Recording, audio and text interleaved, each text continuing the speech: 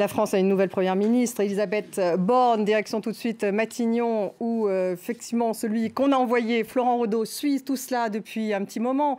Florent, racontez-nous un peu ça, il n'y a plus de suspense, c'est totalement officiel. C'est une femme qui était déjà depuis 5 ans ministre d'Emmanuel Macron, donc une femme d'expérience qui devrait cocher les cases, on disait, à la fois écologique, sociale et productive. C'était ce qu'avait dit Emmanuel Macron.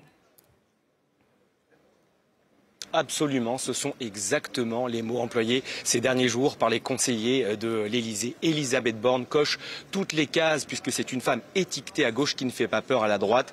Et vous le savez, Emmanuel Macron a envie finalement de faire le grand écart dans ce second mandat entre la planification écologique, des thèmes très à gauche, et puis cette retraite à 65 ans qui fait pour le coup la grincer des dents à gauche, mais qui plaît bien sûr à l'aile droite de son parti qui a évidemment recruté, on le sait, beaucoup de républicains ces dernières années. Le profil choisi, c'est donc celui d'Elisabeth Borne. Elle a fait l'école polytechnique, c'est une ancienne haute fonctionnaire, ancienne préfète, ancienne directrice de cabinet également de Ségolène Royal. C'est pour ça que je vous parlais de sa fibre socialiste, sa fibre à gauche. Ancienne directrice de cabinet de Ségolène Royal de 2014 à 2015. Et c'est en 2017 en fait qu'elle a rejoint le camp Macron. Elle est devenue ministre des Transports pour ensuite prendre la transition écologique. Et puis depuis 2 ans, elle était ministre du Travail, un poste évidemment très important et qui va compter dans le second quinquennat d'Emmanuel Macron. Vous le savez, ce qui est très important pour les Français, c'est le pouvoir d'achat, c'est le redressement évidemment de la situation économique. Et Emmanuel Macron cherchait un profil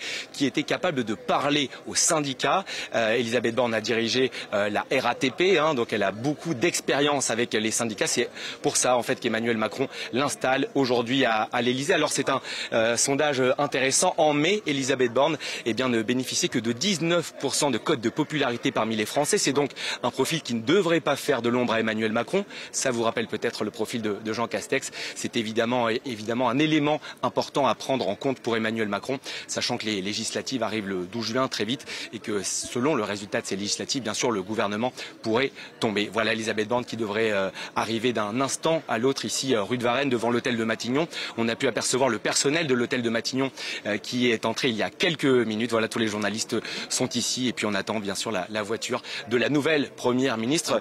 Un fait historique, vous l'avez dit, 31 ans que la France n'avait pas eu une femme à la tête du gouvernement. C'était Édith Cresson entre mai 91 et avril 92.